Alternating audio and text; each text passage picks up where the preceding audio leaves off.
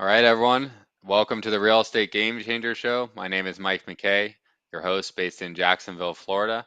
And each and every week on this show, we dive deep with people around the country who are changing the game of real estate.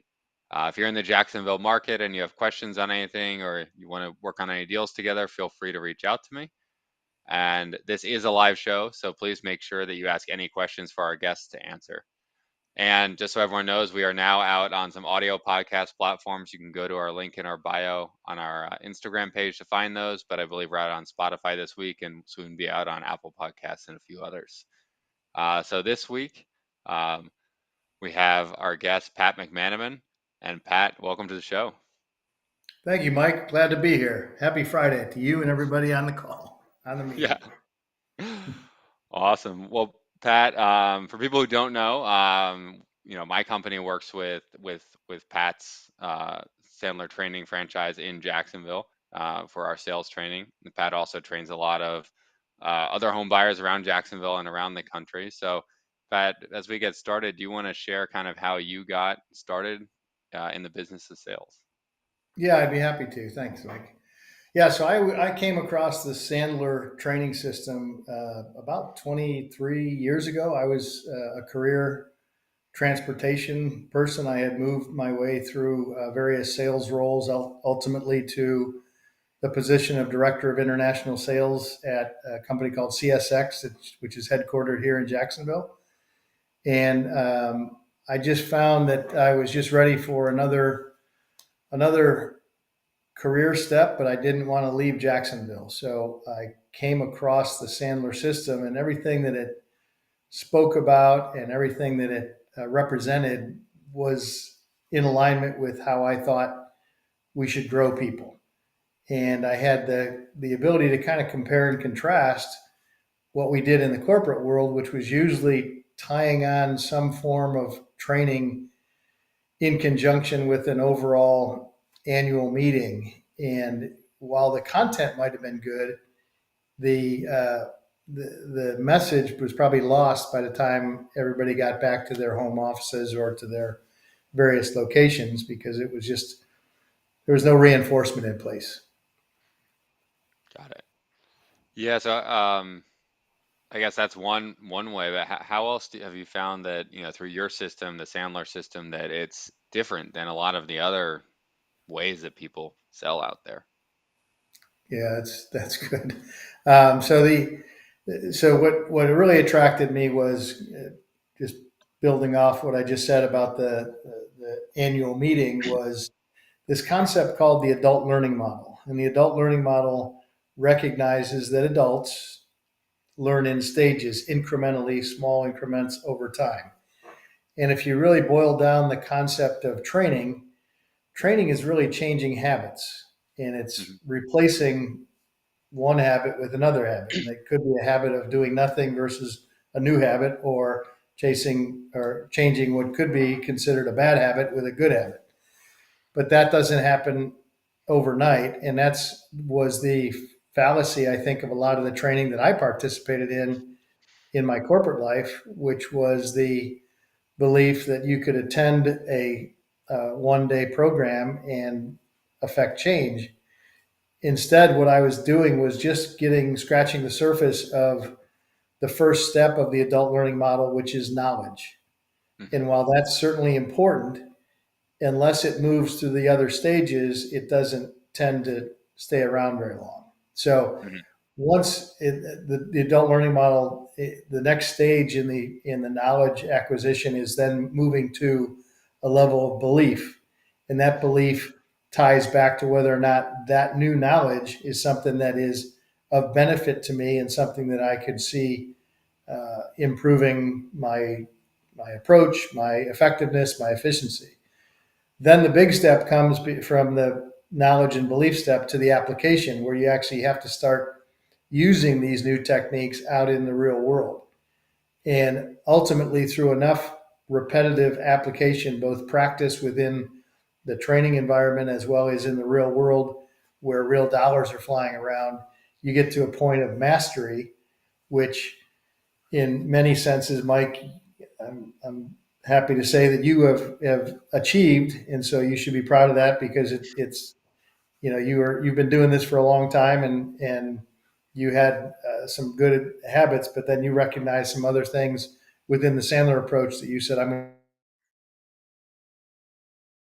to do that nature to you, and that's our objective with all of our clients is get the concepts to become second nature to where you don't even have to think about it. So if Yep. there's any golfers out there, the best analogy that can relate to a golfer is, you might have a decent game and then you go to a swing coach or an instructor and they tell you to, do something different with your grip or do something with your stance. And early on, it's going to be awkward. It's going to feel uncomfortable. And so the truth test or the test of viability is when you show up with your foursome on a Saturday morning and somebody says, okay guys, same game, same bet, same deal. Are you going to test out your new lesson or are you going to revert to your old way, even though it wasn't what you recognize as being the most effective or the best practice? It's still the one you knew. Hmm. And so that's always the ultimate, the litmus test as to whether or not you're going to take it. And so that's why we work with our clients on an ongoing basis in order to kind of keep guiding them back to trying these new habits and new approaches. Gotcha. Yeah, and I think one other thing that I've always, from working with you and Sandler is that it's a very non-pushy approach to selling. I know a lot of people in our business have a very kind of shove the offer down your throat and try to convince you to take it approach. Could you maybe share a little bit about how your approach is almost the polar opposite of that, and why maybe that's a little Yeah, bit more effective? yeah, that's a good question related to our methodology. Um, a lot, the underpinnings of the Sandler approach is based on the psychology of human nature. And that psychology is that many have heard of the forbidden fruit or the recognition of people want what they can't have.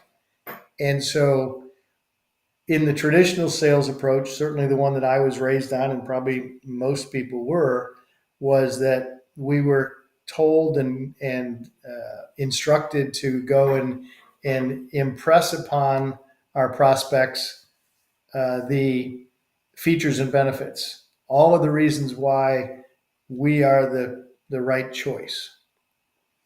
The Sandler approach instead leverages the fact that people don't argue with their own data. And if that being said, in order to help people get their ideas and their data out, the seller in the real estate world needs to be very effective at asking questions rather than telling somebody why they need to do something. The minute somebody feels like they're being told, it kind of taps into the subconscious brain of back when they were a child Hmm. and they feel like they're being instructed to by the parent. And as an adult, there's a natural tendency to resist that. Hmm. So you probably were never reprimanded as a child, Mike, but I know I was regularly. And in that, I was, whenever somebody told me that, here's what you need to do differently. Here's what you need to, rather than taking it maybe in the intention that it was given, which was to make me better or make me see the light or recognize a blind spot. Instead, I would meet it with resistance. Hmm. And I think that happens a lot in the sales arena where people will find themselves just resisting just for the sake of resisting because nobody likes to be told what they should do or what they should be thinking about. Right. Absolutely. Yeah, I think I remember one of the things that I had changed about my sales process when I started working with you is, at the end when you kind of go to ask the person to sign a contract, I used to, they'd be all on the same page, and I used to say, "Hey, should we go sign the contract now?" And suddenly they would, be all, something changed, right? Something changed in their demeanor, and I ended up just changing that at the end. So, kind of rehashing everything we agreed about and just asking them, well, what do you think we should do now? And they were like, don't you have some paperwork or something that we need to do? I'm like, oh, I do. Like, I can go get that if you'd like. It was their Yeah, idea and it changed everything. So, yeah, that's a great example. Yeah, and there's less chance of people getting cold feet, less chance of people backing out, less chance of people, calling you after you've already signed a deal and have them say, "Hold off, I just realized that I've got a long lost brother or spouse or something that I need to run that by," which is just a stall tactic. So, that leads me, Mike, to the thought that one of the things that in sales that people need to recognize is that there's two very common traits that almost everybody has. And one is that most people are non-confrontational, mhm, and the other is that people are indecisive. So as the professional in this conversation, we need to recognize that.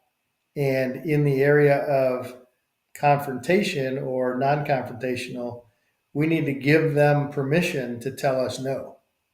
mm, And that's counterintuitive to anybody that's trying to get something done. It's counterintuitive, certainly, to what most people believe is the proper sales approach. But people are going to tell us no one way or the other. So on the front end, telling them and giving them permission to say no reduces that pressure that they might feel that would cause them to do something. What would you call it?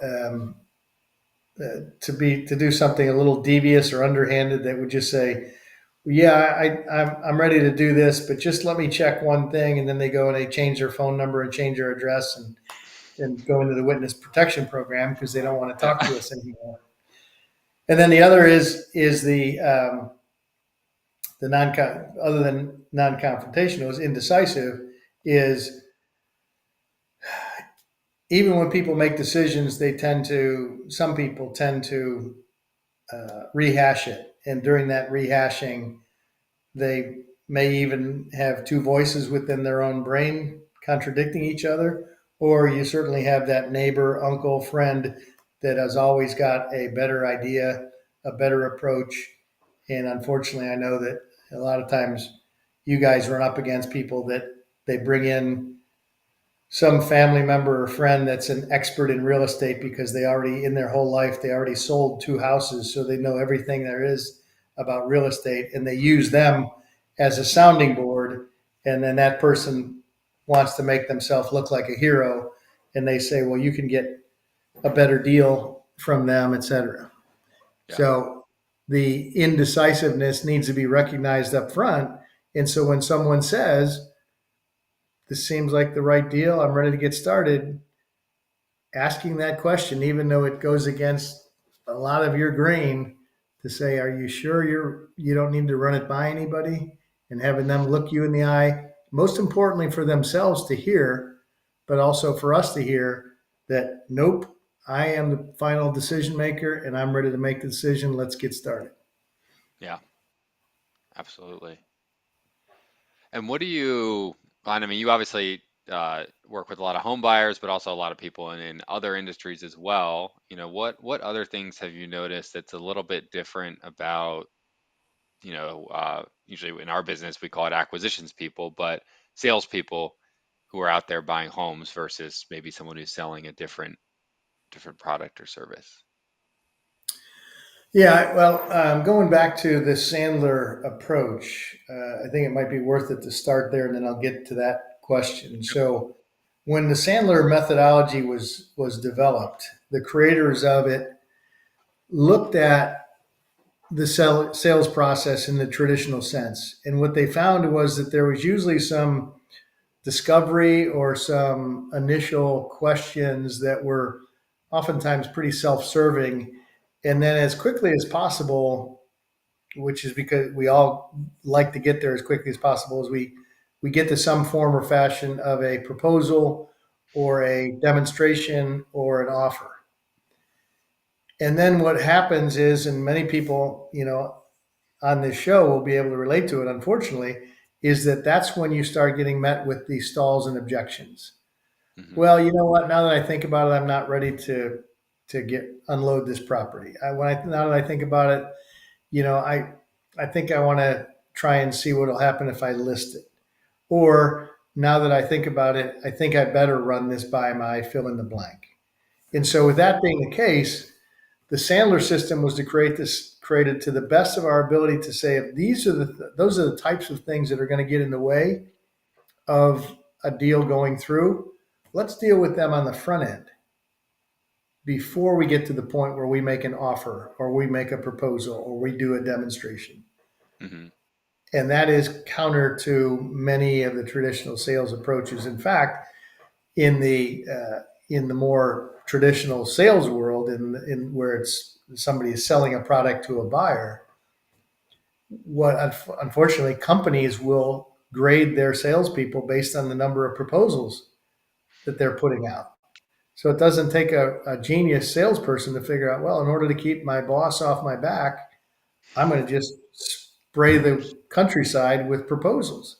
Hmm. And so it just kind of creates the wrong message. Yeah. So that leads me to say that we need to deal with those things up front, and we need to be comfortable dealing with those things up front. And Hmm. so one of the things that I see universally, regardless of the industry vertical, is that people can be good about asking questions about what are the circumstances and what are the needs of the buyer, et cetera. But when it comes to discussing the money expectation, the investment or the purchase number, that's when people get a little bit squirrely. And Hmm. that squirreliness is seen and felt by the seller in the real estate world or the buyer in the inverse sales situation. And once that squirreliness or uneasiness starts to happen, then that person starts to feel there's something not right with this, and that's when they do what they can to disengage with the scenario. So I say that to suggest that we collectively, as professionals, need to be comfortable understanding that discussing the money expectation, yours of them and them of you, on the front end or earlier on in the experience is important so that once it gets to the actual time where we do a formal offer or formal proposal, it's not the first time that they've heard that number, at least from a standpoint of a ballpark. Hmm. Okay. That way you don't get dragged by the arm out of the house. Exactly. Yeah, I mean, because Seriously. Yeah. Yeah. if they happen to have a neighbor or a friend that's a realtor that had access to an MLS, and 6 months ago they happened to see a number a house that was 2 blocks away that was maybe totally different condition, much bigger, many more square feet, et cetera, et cetera. They still have that number in their head, and so the proverbial question is that if they have a number in their head, would you want to know that before or after you provided your number? Hmm. And I Yeah. don't think we need anybody to say anything on the chat. We can just we know the answer. Yeah. So if the answer is that you want to know before, then you've got to develop an inner courage as well as uh, a process to be able to get that number in the open conversation. Yeah. Because if you can't get it in the open conversation, it's going to be very difficult to deal with it or to counter it because it's going to be just left unsaid. Hmm. Yeah, and I think that is like a big problem, especially if people newer in the business, because obviously the majority of us who are buying homes, we're in the discount home buying business. So we know walking in that door or on the phone, depending on how you do it, that our offer is going to be less than whatever their neighbor sold their house for on the market, with a realtor. Obviously, there's reasons people do business with us, but how does someone kind of get over that?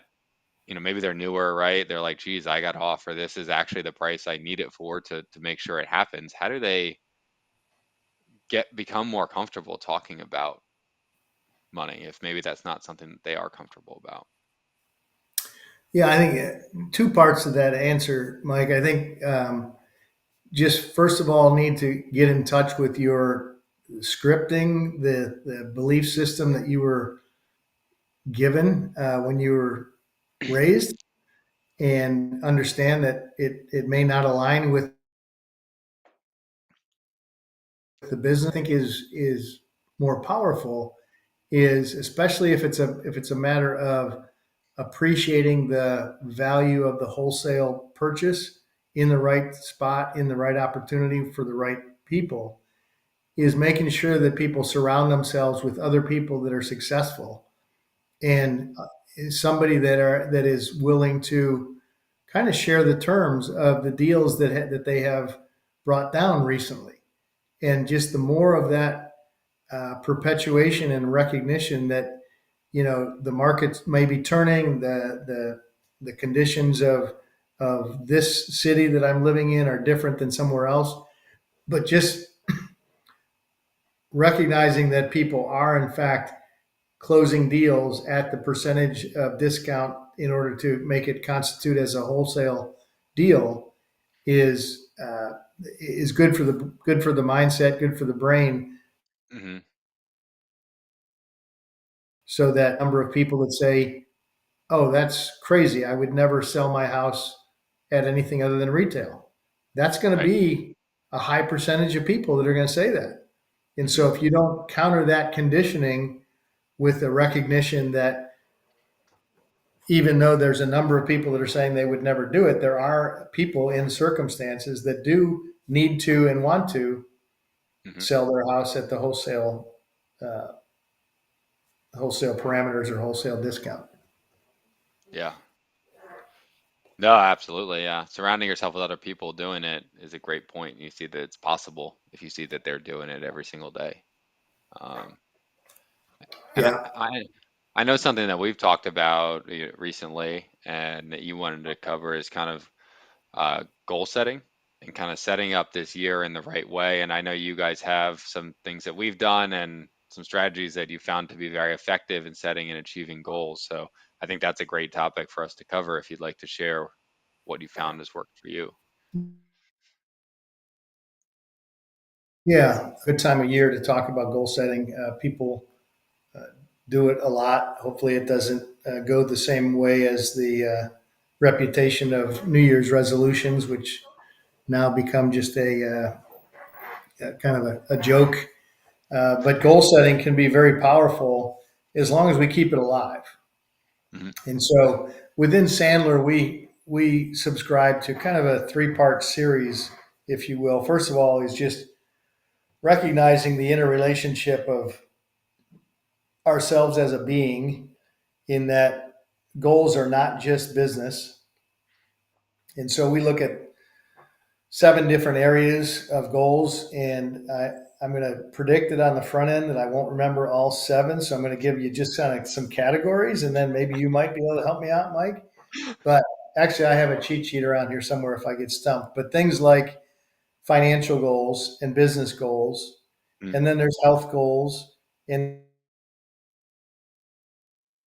there's social and education goals, and spiritual goals. Got them. Hmm. Beautiful. Yeah, there you go. Um, so the idea is to recognize that they are all interrelated, and how we're either paying attention to or neglecting those is going to influence the other elements. So we suggest that people take that look from a goal setting perspective, a holistic perspective, identify what it is that you want to accomplish, be as uh, colorful and vivid and articulate as you can about those goals, meaning the difference between I'm going to take a 2 week vacation versus a paragraph and a half about a vacation you're going to take, where it is, who's going to be with you, what it's going to feel like, what are you going to do while you're there, all that stuff.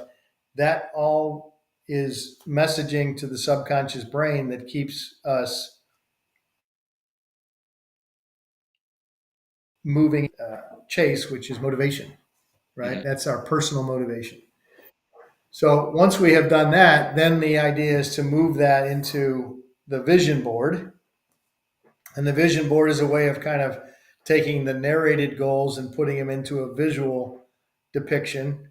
And most of us on this show would remember the days in school of the collages, where you used to cut and paste things out of magazines, or now we've got the benefit of the internet, so you don't have to search quite as hard.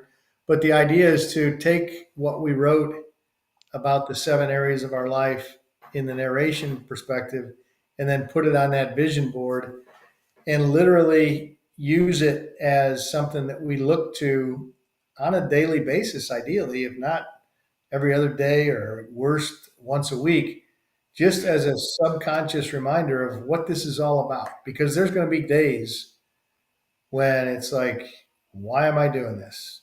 I'm O for fill in the blank, and I don't see any relief in sight.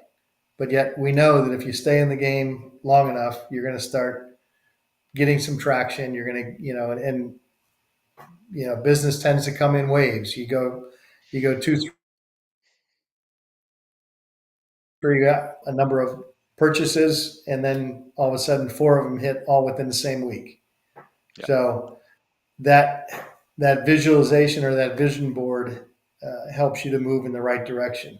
And then the third component then gets to recognizing that we may have tangible finish goals of I want to buy this number of houses, or I want to have this much revenue, or I want to have this type of production. But that's just the outcome or the byproduct of what we recognize as behavior or activity. Hmm. And so reverse engineering your goals into your daily and weekly behaviors is really what it's all about. We call that the cookbook. And that's because the cookbook is a play on words, that the cookbook is your recipe for success. So the part that we can control is not how many houses we've purchased. We can't even control necessarily the number of offers we made. But what we can control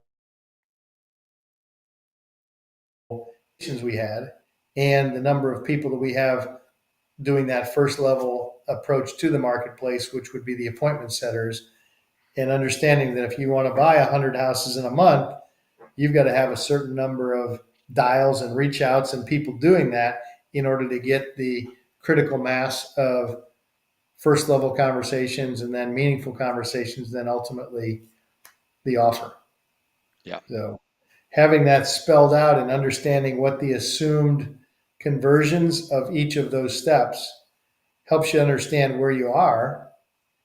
And then what I think is a side benefit from it is that you can then go back and look at the assumptions of the conversions from one step to the other and see whether you're tracking at or above or below those. And then that's where skill development can come in. If you realize that, hey, we thought that we were going to we were going to convert at a pace of 30%, but it really looks like we're only doing it at 18%. So I think we need to get better at questioning, qualifying, whatever it is that it would take you from one level to the next. Pond, we're in the wrong neighborhood for this type of offering. We're not, we're calling on the wrong people that are, we're going after bankruptcy and we should be going after foreclosure. Just Hmm. some examples. Yeah. Yeah. And the part But in the I always, absence, oh, go ahead. sorry, man. Sorry, Pat. In the absence of those numbers, Mm. in the absence of that progression or that tracking, the only thing we would have to go on is say, it feels like I'm working my tail off and I'm not getting anywhere. So clearly, this is a bad market. Clearly, the sun was in my eyes. Clearly, El Nino has gotten in the way. Clearly, the the government in Washington D.C. is against me. The excuses are endless if we allow them to be. Yeah. And the part that I've always loved about that approach is that in our business, right, in the home buying business, I mean, if you buy 5 houses a month, you're doing really well. But that means that 25 days out of the month, you're not buying a house. So if you measure yourself every day on, man, I didn't buy a house today. Man, I didn't buy a house today. You could get down on yourself pretty quick. Um, Yeah. but if you realize, hey, I know I need to make, 65 phone calls a day, and I hit my 65 today, so I know that the law of averages will work in my favor, and I'll have, 5 houses within a month, right?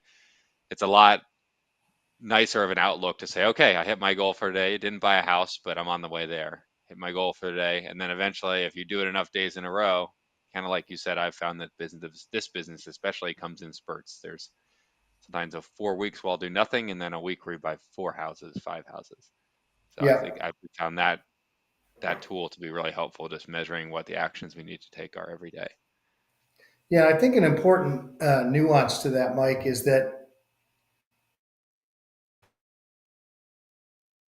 as an example, is that having a defined number and working to that it creates some gratification. Hmm. But the other part of it, and I see it a lot from my perspective, is that I'll talk to salespeople that they're talking about, achieving higher results than what they have in the past, and they tell me what that looks like, and I say, well, how are you going to do that? And they say, I'm going to do whatever it's going to take. I'm like, oh, okay, whatever it's going to take. Well, what's it going to take? And then they just stare back at me. And so, unfortunately, what I have seen is that what that typically translates to is somebody that's going to sprint as long and as far and as hard as they can. But as most of us know, that sprinting has a shorter life cycle than if we're running at a consistent, regular jog. And so the people that are doing that consistent, regular jog are the ones that are laying the foundation for success. Whereas the sprinters get to the end of their sprint and they say, I've done everything I could in that short period of time, results I'm looking for. So I'm going to go become a lifeguard or whatever. Right, right. I tried to pick a occupation that no one would be offended by me saying that. So I don't know. You never know. There may be a few Jack's Beach lifeguards listening to that's right. this. Um, so you've worked with obviously a lot of different home buyers in the business. What do you think separates the ones that do well to the ones that just do okay from a sales perspective? Hmm. Yeah, I think uh, there's a phenomena that's coming around that's been around the last year or two, and it's recognition that successful people have a common makeup, and it has to do with their grit. Mm, And I think that translates into that question as well, Mike. I think the ability to have that grit and have a long term mindset that they're not in it until it gets hard, and then I'll go back to my old life. It's more the people that have kind of the burn their bridges mentality or burn the ships mentality, is that I'm not going back to corporate life, or I'm not going back to mm, traditional real estate, or I'm not going back to being a IT manager or whatever it was. They chose to go into this because they liked the the world, and yet they didn't anticipate the fact that it might be a little bit harder, or there's going to be peaks and valleys. So, the Mike Tyson approach, or Mike Tyson thing, comes to mind about, everybody's got a plan until you get punched in the mouth, right? yeah. So I think that's why New Year's resolutions become a little bit stale, because everybody gets rejuvenated over the break, and they come back on January 1st, or this year it was January 2nd or 3rd, and they're ready to go. They're gonna run through walls until they hit the first wall, and they go, "Wow, that really hurt." And that's like, I'm not going to do that again. And so, same is true with them saying, I'm going to go to the gym every day until it's cold and rainy, or I'm going to call as many people as I need to in order to get a deal until it gets tough. And that's where Mhm. that grit comes in, and that pulls us full circle back to having that clarity of purpose that is spelled out in your goals. Mhm. And you mentioned like an example of somebody that wants to buy 5 houses in a month. To some people listening to that today, that seems like a lot. Like they're thinking, all I want is just one a quarter just to kind of subsidize this. That's Mhm. fine. But just know your goals and know what's important, because you also know, Mike, from being in this market, that there's people that are buying 50 and 75 and in some cases 100 homes a month as well. Mhm. So it's all relative, but it's just important that you find whoever's trying to do this, they find their spot and they build a plan around it and then are committed to that plan. Yeah, that's a good advice. Absolutely. Um, and for people who are newer to the business, Pat, obviously there's a lot of things that they can work on in their sales process, but if you had to pick one thing that maybe they should work on first, what do you think that thing would be? Um, you're probably going to get a number of people drop off right after I answer this, but I'm going to answer it honestly. Okay. Role play is so much. Role play is so much disdain or intimidation that even in training circles we've looked to call it different things, just so that people don't put it in the same category. So rather than role play, we call it a skill development exercise. Right. But just for the clarity of this session, it's role play. Yeah. What is amazing, I think, and I think it's illogical, but yet it happens all the time, is that we have people say every time a seller says this, I get so upset and I get frustrated because I don't know what to say. And it's like, well, if you hear it frequently, why don't you figure out a way what to say? Because if you Mhm. know it's going to happen, and you guys get it on a regular basis, you get the premature. Well, you called me. What do you want to get offer me for the house? Well, I'm not going to tell you my number. You just tell me yours. All those things. There's patterns to a lot of the pushback and resistance that everybody gets in sales. Given that those are going to happen pretty regularly, the people that I believe are going to be truly successful are the ones that not only anticipate those, but have developed enough practice to where it's like, got this, okay. Mhm. So, because you've practiced it enough to say, okay, do you want to know my number? Well, it's funny. A lot of people ask me that, but you can appreciate that I can't give you a number until blah, blah, blah, blah. And in that simple, what we call a reverse, that allows that buyer to say, yeah, or it allows that buyer to say, I'm not going to give you a number without being confrontational or coming across as aggressive or assertive, and gives the seller the recognition that says, I guess if I was in their shoes, that I wouldn't be able to come up. That's kind of an unreasonable request. So yeah, Mhm. let's keep having this conversation. Yeah. So I think to kind of a homework assignment that anybody cares to take a homework assignment from this session is to identify those three or five statements, questions, uh, pivot points within a call that cause you to get locked down and say, man, I hate that, or I always get stumped with that. And write those down and then find yourself three or four people that you respect and you know are successful and ask them how they deal with it and then get practiced about using it. It's not good enough to just have it written on a piece of paper. You've got to hear you saying those words coming out of your mouth so that when you're in a real live situation, it's second nature to you. Yeah. Here, I apologize. No, it's no, that's super important. Yeah, role playing is huge, right? And saying it yourself out loud and just hearing the back and forth, eventually you just already know what to say Yeah. when the person says it. Um, Yeah.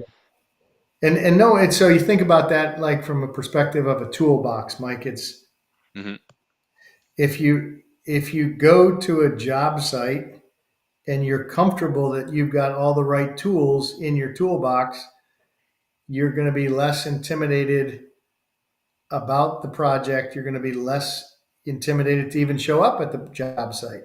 If you mhm, don't feel you've got the proper tools, you're going to be hesitant. And mhm, that's true in a selling situation too. If people don't have the right tools in the toolbox, then there's going to be hesitancy, and then there's going to be the people that don't have the commitment and the conviction that all of a sudden they're going to not have time to be reaching out to sellers mhm. because they're rearranging their pens in their top drawer or they're alphabetizing their business cards or whatever it is. Right. Anything else? Yeah, That's making calls. anything but Yeah, right. gotcha. And then for, some people who are listening to this, some people are doing sales themselves now and they're maybe, looking to, kind of move up into the role of being a sales manager and hiring salespeople. Do you have any tips for someone who's, looking to hire a salesperson and, what they should do to find the person who would be a great fit for a role like this? Yeah. So first opinion, we'll go with opinion, is that don't do it because you don't want to do it yourself. Mm, The reason I say that is because it's very difficult, if not impossible, to hold people accountable to do something that you yourself haven't done. And that won't be very well received by your audience either, because mhm, people might say, "Well, I just want to be the investor, and I'll come in and I'll swoop in and I'll close the deal or I'll make the offer, but I don't want to do any of that other stuff. So I'm going to hire people around me to do that." I think that's a mistake if you do that prematurely. I think it's going to be a lot of lost dollars in doing that. Now, I'm not talking about just the initial call. That can be done, that can be outsourced in any form or fashion you want. But if you're talking about at the acquisition level where things are starting to get real, mhm, I think somebody needs to be proficient at it themselves in order to hold somebody else accountable to it. mhm, That being said, once you feel that you have accomplished it, now you're looking to multiply yourself. The thought of managing people comes back to uh, not what they need to do for you, but what they need to do for themselves. And mhm, so it's back to what are their goals, what do they need to do from a behavioral perspective in order to achieve their goals, and then the sales manager's role is to be a resource for them to hold them accountable. And a lot of people resist the concept of accountability because they don't want to be the person that's always harping on somebody about what they didn't do. mhm, But if you turn the table on that and say, I'm simply holding you accountable to the things that you said you wanted me to hold you accountable in order for you to achieve your goals, it changes the dynamic. Hmm.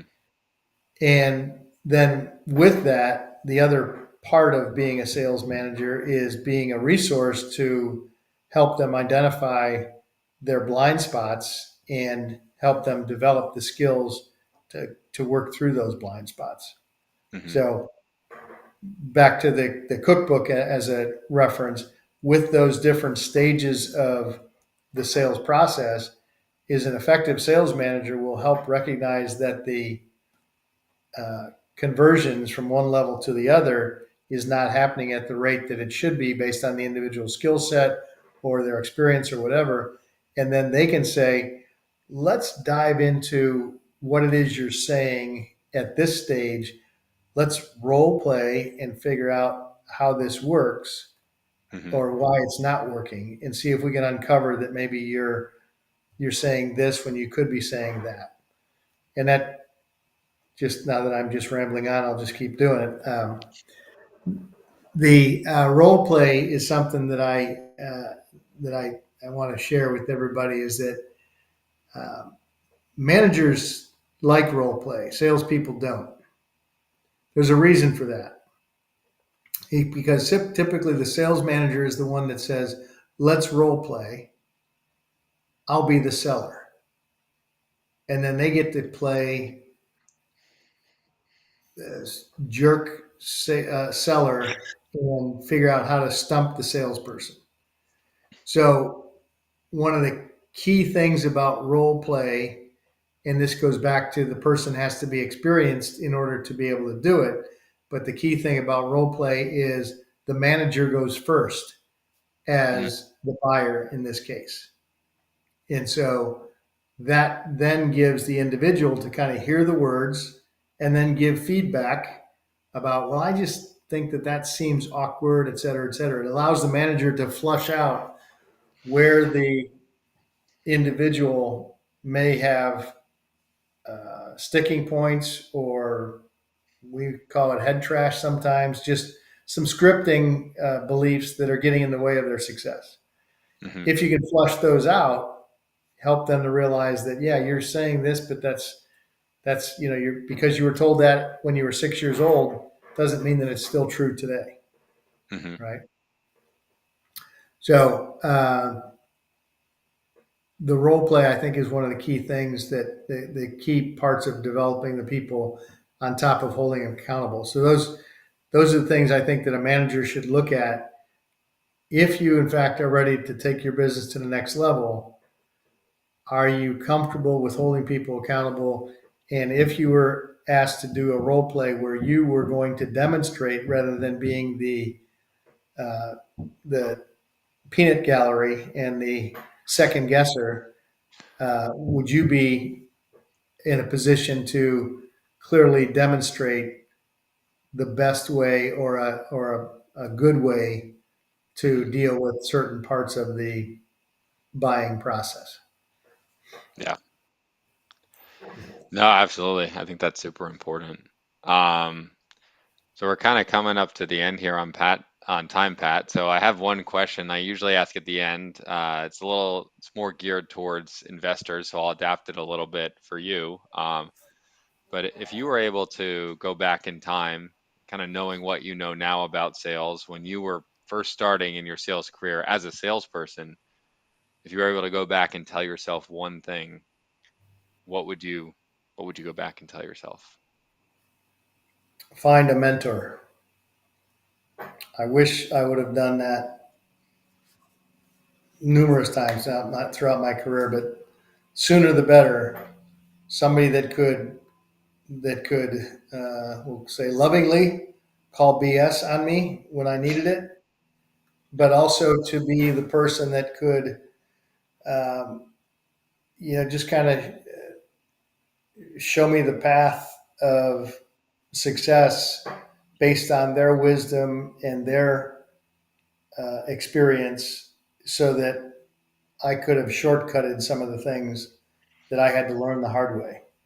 And I Hmm. think everybody's in that situation where they can benefit from being in the shadows or in the light of somebody that they respect and that has been where they want to be, and just figure out a way to be uh, mentored by that individual to have them deal with times when they're in a slump, when they're finding themselves in, critical business decisions, when they're finding themselves at at maybe a cash flow situation, whatever it is, all the challenges that come with running a business, just having somebody to bounce ideas off of, even if they're pointing them to a different resource, it could accelerate the solution much greater than if they try and figure it out themselves.